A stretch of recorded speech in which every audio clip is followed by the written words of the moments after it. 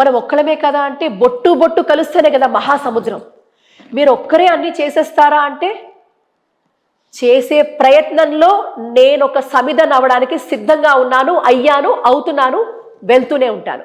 ఆ ప్రాసెస్లో మనం చేస్తున్నప్పుడు ఆ నమ్మకం కుదిరినప్పుడు మనతో ఉన్న వాళ్ళందరూ కూడా నేను సైతం ఒక సమిధను అవుతాను, నేను సైతం ఒక నీటి బొట్టునవుతాను, ఒక మహాసముద్రానికి మనం ముందుకెళ్తాము అనే థాట్ ప్రాసెస్ స్టార్ట్ అవుతుంది. ఆ అడుగులే ఇప్పుడు పడుతున్నాయి. అందులో భాగంగానే ఈరోజు అక్రమదారుల నుంచి ఈ యొక్క ఆలయ భూములని చెరవిడిపించడం ఒకటైతే, పురాతనమైన అద్భుతమైన మన సంస్కృతి సాంప్రదాయాలకు నిలయమైన మన పూర్వీకులు మనకిచ్చిన ప్రతీకలు, ఒక సంస్కార భవనాలు, చారిత్రాత్మక కట్టడాలు, అంత చరిత్రను చాటి చెప్పే హైదరాబాద్ అంటే 400 సంవత్సరాల చార్మినారే కాదు, భాగ్యనగరము ఇదే హైదరాబాద్ అంటే కొన్ని వేల సంవత్సరాల ఘన చరిత్ర కలిగిన అద్వితీయమైన చరిత్ర ఉన్న ఒక హిస్టారికల్ సిటీ, ఒక చారిత్రాత్మక పట్టణం హైదరాబాద్ అని, భాగ్యనగరం అని చెప్పే ప్రయత్నంలోనే అడుగు వేశాను. ఆ అడుగులు ఎంతో మంది వేసుకుంటూ వస్తున్నారు. మీరందరూ వస్తున్నారు, అందరూ ముందుకు వస్తున్నారు, అదే ప్రయత్నం చేస్తున్నాం. అందుకే ధైర్య సాహసే లక్ష్మి. ఎప్పుడైతే ధైర్యంగా అడుగులు వేసుకుంటూ మన చరిత్ర ఏంటి, ఇంత ఘన చరిత్ర, మన వైభవం ఎంత అని మనం అడుగులేసి మనం ముందుకెళ్ళినప్పుడే మన పిల్లలకి భావితరాల వాళ్ళకి తెలుస్తుంది ఇంత వైభవంగా మనం ఉన్నామా అని. మన తరంతోనే ఆగిపోతే ఇక్కడే ఆగిపోతుంది. మనం తెలుసుకుని ముందుకెళ్ళినాడు ఇవన్నీ సుసాధ్యాలే. అదే ప్రయత్నం చేస్తున్నాము. బట్ ప్రయత్న లోపం లేకుండా చేస్తున్నాము, చిత్తశుద్ధితో చేస్తున్నాము. ఆ భగవంతు అనుగ్రహం, అందరి ఆశీస్సులు.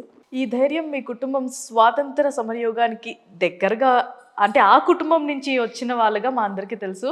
అండ్ అలాగే మీ మెట్టినిళ్ళు కూడా ఆర్మీ వైస్, దానిపై మీరేమంటారు? ఈ ధైర్యం అవన్నీ అక్కడి నుంచి వచ్చాయనంటారా? కొనసాగింపుగా మిలిటరీ పర్సన్ చేసుకున్నారా? మా వారు మిలిటరీ పర్సన్ కాదు, but they belong to army family. వాళ్ళు ఉత్తర భారతీయులు. మా ఇంట్లో అందరూ మా మామగారు, మా బావగారులు, మా తోటికోడళ్ళు కూడా ఇండియన్ ఆర్మీలో సర్వ్ చేశారు యాజ్ కర్నల్స్. సో ఒక ఆర్మీ కుటుంబ నేపథ్యం. నా మెట్టనీళ్ళంతా కూడా దేశ సేవ, దేశ భద్రత, దేశం కోసం అని అక్కడ తపన. ఆ మెట్టనీళ్ళంతా అలాగే నా పుట్టినిల్లు వైపు చూసుకుంటే, ఎస్ మీరు అన్నది కరెక్టే. స్వాతంత్ర సమరయోధుల కుటుంబం నుంచి, ఆ నేపథ్యం నుంచి ప్రారంభమైన ఆ ఒక పూర్తిగా ఒక హెరిడిటరీ ఇది అంటారా మరి, అది ఉంది, ఇటు ఉంది. అండ్ ఒకటి అంటానంటే, ఎన్ని ఉన్నా కూడా మన సుకృతం, ఏదో జన్మలో పుణ్యం చేసుకున్నాను అనుకుంటున్నాను. అందుకే మొట్టమొదట ఈ దేశంలో పుట్టాను. అది నా ఫస్ట్ సుకృతం. తర్వాత నా తల్లిదండ్రులు, నా గురువులు, శ్రేయోభిలాషులు, ఎంతోమంది మహనీయులు, వాళ్ళ నుంచి నేర్చుకున్నదంతా కూడా, ఆ సారమంతా కూడా మన పుట్టుక మనతోనే కాదు, మన కోసమే కాదు, నా కుటుంబం కోసమే కాదు, సమాజం కోసం నాకు ఒక బాధ్యత ఉంది, అది మనం చేయాలి అనే ఆలోచన పరమాత్ముడు కలిగించినందుకు నేను ముందు ఆ పరమాత్ముడికి కృతజ్ఞతలు చెప్పుకుంటున్నాను. కాబట్టి దీనికి ఎన్నో ఫ్యాక్టర్స్, ఇప్పుడు మనం ఫ్యామిలీ ఇలా ఉందా అంటే అలా అన్నీ ఉన్నప్పటికీ కూడా మనకి స్వగతంగా ఆ బుద్ధిని రావాలి అంటే ఎక్కడో ఆ భగవంతుడి అనుగ్రహం కూడా ఉండాలనుకుంటున్నాను. అది ఉంది అనుకుంటున్నాను. సో ముందుకు వెళ్తున్నాను. కష్టంతో చేసింది ఏదైనా అది ఖచ్చితంగా కలిసి వస్తుంది. ఇష్టంగా చేస్తున్నాను, కష్టంగా ఏమి చేయట్లా. ఎంత ఇష్టంగా చేస్తున్నానంటే ప్యాషనేట్గా. సో అది మొక్కుబడిగా అంటారు కదా, అలా మొక్కుబడిగా అనే విషయం మీ దాంట్లో అసలు వర్త్ కాదండి. ఎందుకంటే ఒక 9 నెలల చిన్నారి కోసం రేప్ కేసు విషయంలో మీరు ఒక ఆడపిల్లగా, అంటే లైక్ ఒక లేడీగా నాకు ఎలాంటి సపోర్ట్ లేదు అని ఆలోచించకుండా డైరెక్ట్ సీఎం ఆఫీస్కి వెళ్ళిపోయారు. ఎలా జరిగింది అసలు అది? అంతమంది పోలీసులు అరెస్ట్ చేశారు మిమ్మల్ని. అసలు ఏం జరిగిందా ఆ రోజు? అసలు అంత ధైర్యం ఎలా వచ్చింది? నేను మీతో అదే అంటున్నాను. మన మనసులో కనుక నిజాయితీ ఉండి మనం చేసే పని మీద మనకి ఒక బాధ్యత కనుక మనకు ఉంటే, సొసైటీ పట్ల మనకి బాధ్యత ఉంటే, ఆ రోజు కూడా 9 నెలల పాప రేపే విషయంలో గత ప్రభుత్వంలో అంటే ఎంతో మంది కూడా ధర్నాలు చేస్తారు, ఒక వాకింగ్ చేస్తారు, క్యాండిల్ లైట్ అంటారు, సంథింగ్ అని అంటారు, తర్వాత మర్చిపోతారు.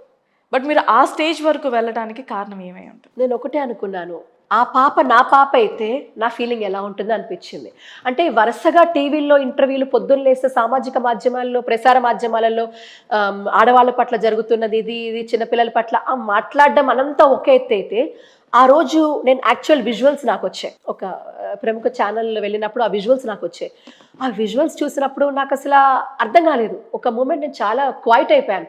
నిశ్శబ్దంగా అయిపోయాను, మాటలు రాలేదు. ఆ తర్వాత అక్కడి నుంచి నేను మా రిలేటివ్ ఇంటికి వెళ్ళాను.